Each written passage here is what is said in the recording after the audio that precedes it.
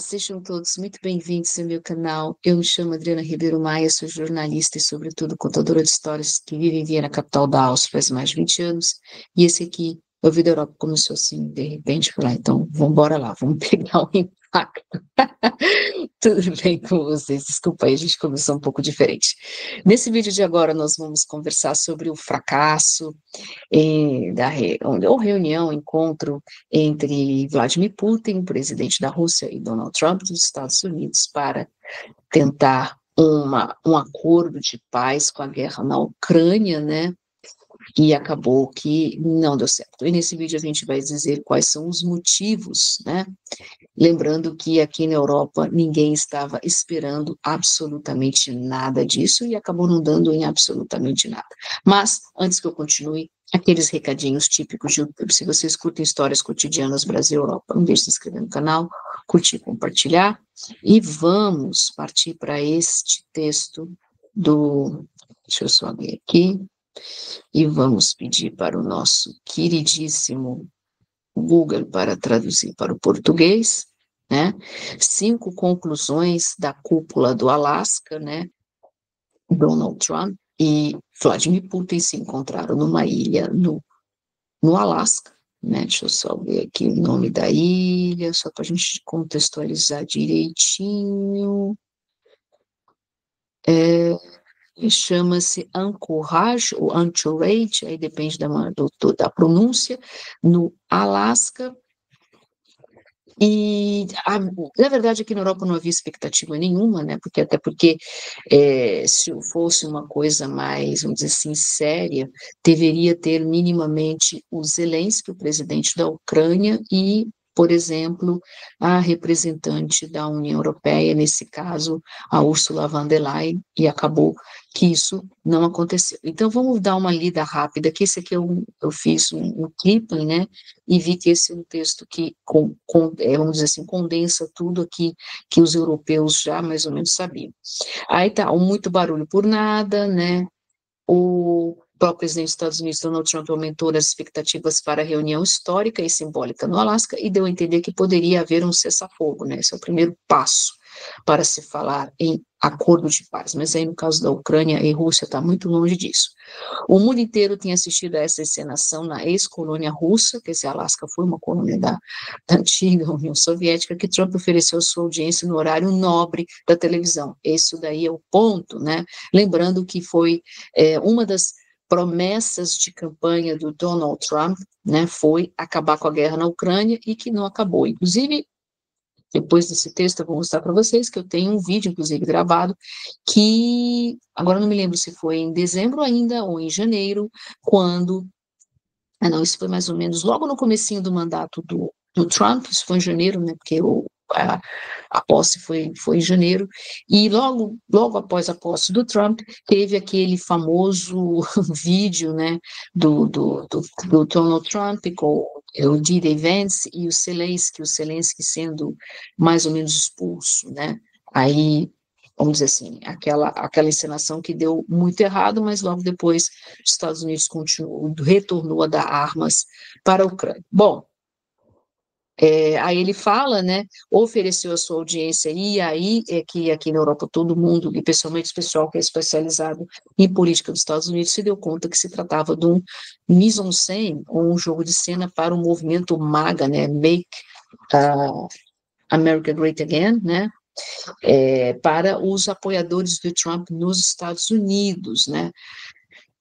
E aí vem, né, a aparição foi uma celebração para Putin. Ontem à noite eu estava assistindo um documentário bem interessante no ZDF History, né, que é um dos canais do ZDF, que é canal alemão, canal público alemão, e estava falando justamente da máquina de propaganda russa, que é poderosíssima, né, e seguramente tudo isso foi utilizado ou será utilizado, sobretudo, para o público interno na Rússia, para que os russos continuem apoiando Putin, para que ele continue fazendo lá a guerra dele contra a Ucrânia, né?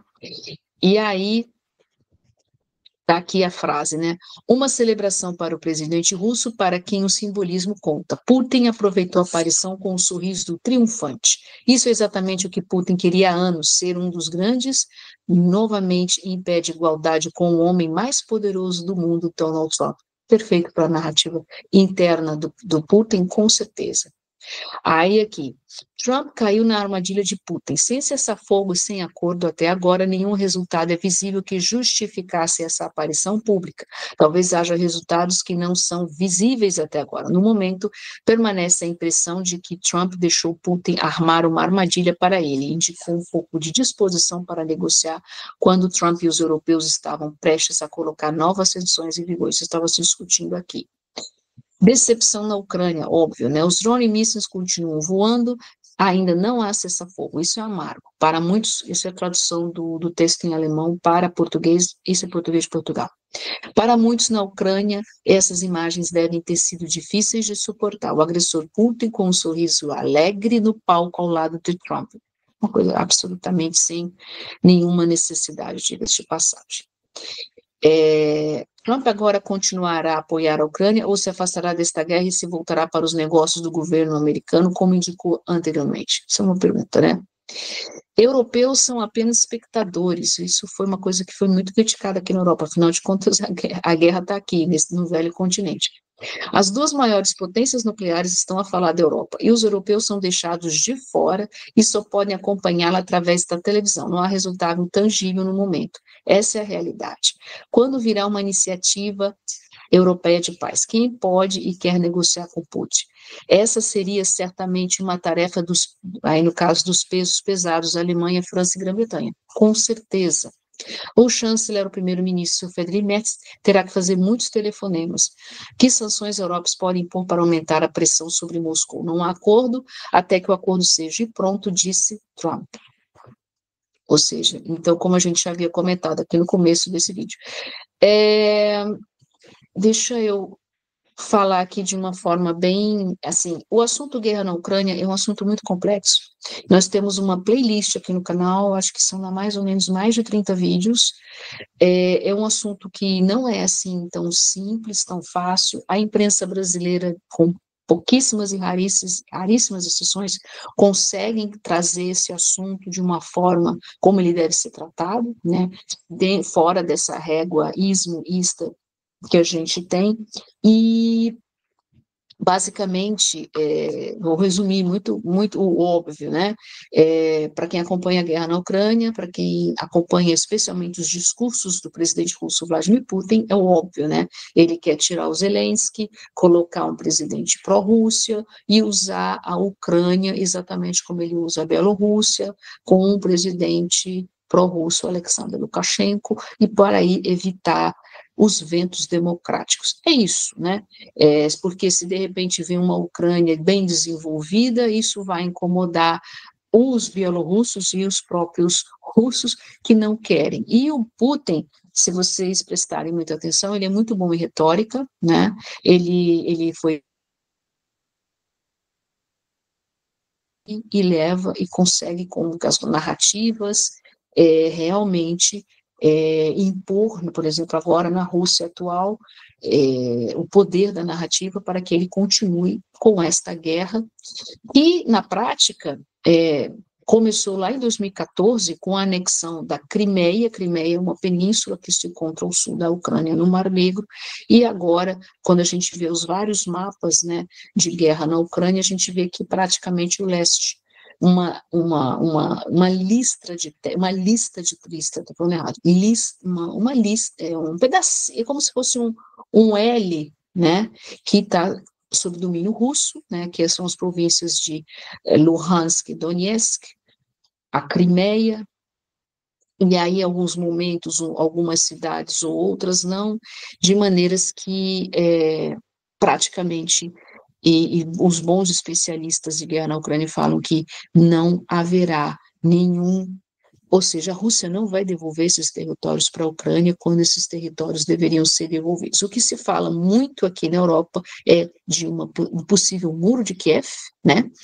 Dividir a Ucrânia em dois, né? E é interessante que o Lavrov, né, que é o o ministro das Relações Exteriores da Rússia apareceu com uma camisa, né, da, da antiga União Soviética, aqui está, né, uma camisa da antiga União Soviética, a sigla, se não me falha a memória, do União Soviética, mas isso aqui em russo, né? Então você imagina, né? Isso aí dá a indicar que o que eles querem mesmo é que o mundo volte, né? Ali a década de 90, né? Quando existia a Guerra Fria, quando o mundo era dividido entre capitalismo e socialismo, e na verdade o mundo vai ser dividido, aqui está, né? A camisa que aparece aqui, a propaganda do Google. Achando que eu quero comprar essa camisa, não, sinceramente não quero. Então, aí, né, indicando o que eles efetivamente querem.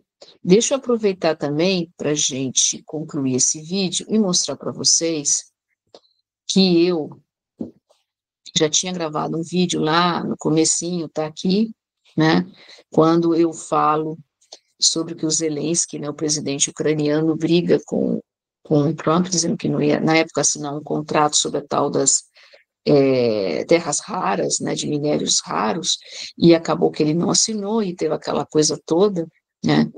Então eu convido, eu vou deixar esse vídeo na descrição deste vídeo, e deixa eu ver mais aqui, e para a gente concluir esse assunto, um texto do OF, né, aqui o principal canal, vamos traduzi-lo para o português. Aí, tá aí, né? Para a cúpula do Alasca, europeus insistem em garantias de segurança após a cúpula entre o presidente dos Estados Unidos, Donald Trump, e o chefe do Kremlin, o presidente, né, Vladimir Putin. No Alasca, os europeus estão mais uma vez insistindo em garantias de segurança para a Ucrânia. Este foi o resultado de uma declaração dos chefes de Estado do governo da Alemanha, França, Grã-Bretanha, Polônia, Itália, Finlândia e líderes da União Europeia neste sábado. Que dia é hoje? Deixa eu... 16 de agosto. E aí, esse aqui é né?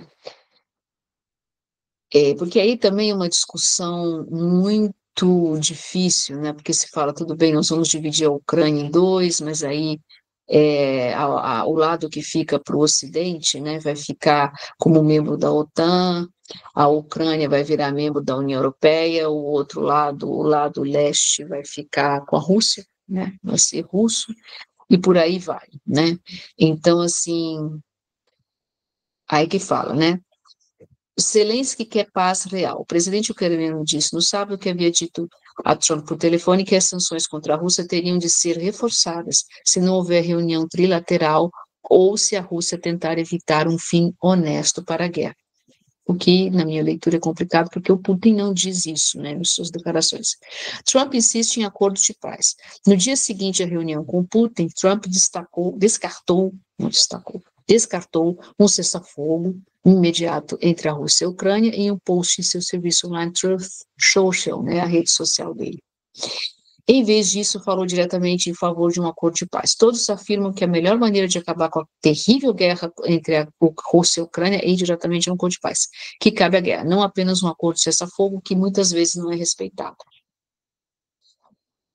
Mas aí antes de ter um acordo, você tem que ter um cessar-fogo. Esse aqui é o primeiro-ministro, né, Medvedev. Negociações e guerra podem ocorrer ao mesmo tempo. Complicado isso. Bom, de qualquer forma, para a gente encerrar esse vídeo, não se esperava muito, né? Muitos acharam a iniciativa interessante, mas se sabendo que muito potencialmente não ia dar em nada. E agora a grande pergunta e nesse momento já estava vendo que a Ucrânia voltou a ser bombardeada, os ataques de drone, e aí continua o baile do mesmo jeito, quando esse baile já deveria ter sido parado há muito tempo. E vou dizer para vocês, é um assunto muito difícil. Tá certo? Eu tenho uma playlist aqui no canal, eu vou deixar embaixo no box de inscrição. O assunto é muito complexo, o assunto demanda conhecimentos de história, para que vocês possam entender. É pouquíssimos jornalistas no Brasil que conseguem falar isso sem viés ideológico. Muito obrigada pela atenção de vocês, e nós nos vemos muito breve em um vídeo short live aqui no Vida Europa.